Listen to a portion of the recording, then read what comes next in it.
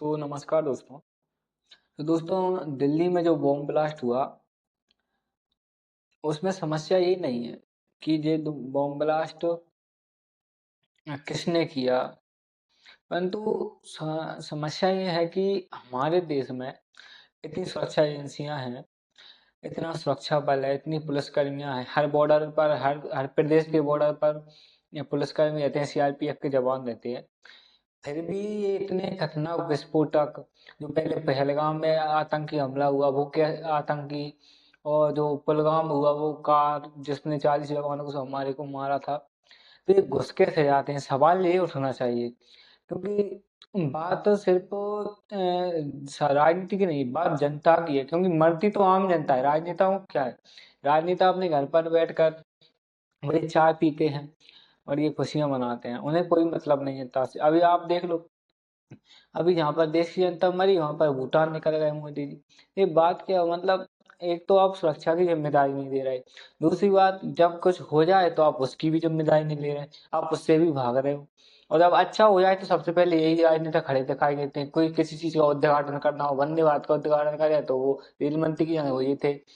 हर चीज में मतलब, जब अच्छी चीज हो तो तब ये आ जाते हैं, और बुरी चीज में जिम्मेदारी कौन लेगा, कोई नहीं लेता। बुरी चीज में जब जब बात आती है तो जिम्मेदारी का नाम पर कुछ नहीं होता।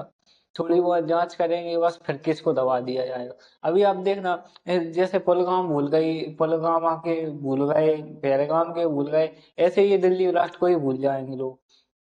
क्योंकि लोगों को किसी की नहीं पड़ी है, इसी तरह राजनेताओं को भी किसी की नहीं पड़ी है। बल्कि राजनेता जनता के लिए होता है या जनता राजनेता के लिए होती है, हमें ये समझ नहीं आ रहा मेरे को तो बात इतनी सी है कि हमारी सुरक्षा एजेंसियां हैं, ईडी, सीएनसीडी, रॉ, ये क्या कर रही हैं? इनको क्या फ्री की तनख्वाह दे रहे हैं हम लोग?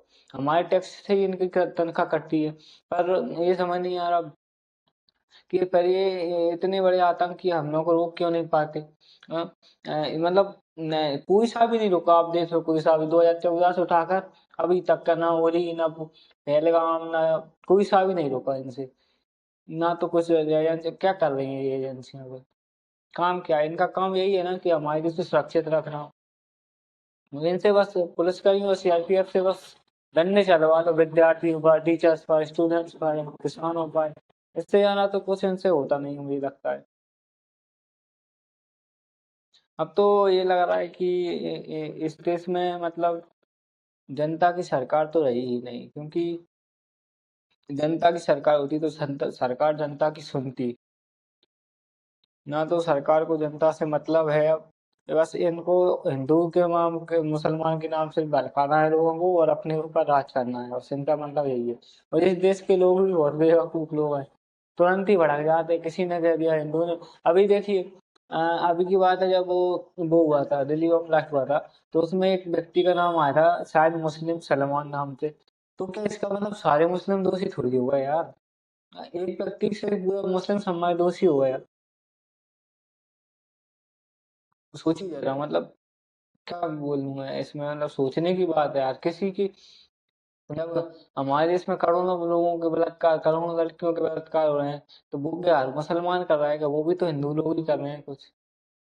तो बात को समझने की कोशिश कीजिए। ये लोग इसी मुद्दे को उठाकर हम लोगों को भटका देते हैं। हिंदू ने, मुसलिम ने किया, फिर दंगे हो जाएंगे। अभी पद यात्रा निकाल ली उसी के चक्कर में, जिससे और भड़के हैं हिंदू के और मुस्लिम। दलित भड़क उठे, उससे दलितों ने अलग निकाल दी। और ये सब चुनाव के समय ही क्यों होता है, ये समझ नहीं आ रहा। हर चीज, पहलगाम हुआ तब भी चुनाव हो रहे थे, जब पुलगाम हुआ तब भी आम चुनाव हो रहे थे। चुनाव के समय क्यों होते हैं आतंकियों में, ये भी समझ नहीं आया। अब आप सोचिए, क्या ये सच में कोई नॉर्मल अटैक है, आतंकी अटैक, टेररिस्ट अटैक, या फिर ये कोई सोची समझी साजिश है जो जो चला रहे हैं लोग? अब जवाब जरूर दीजिए, कमेंट कीजिएगा।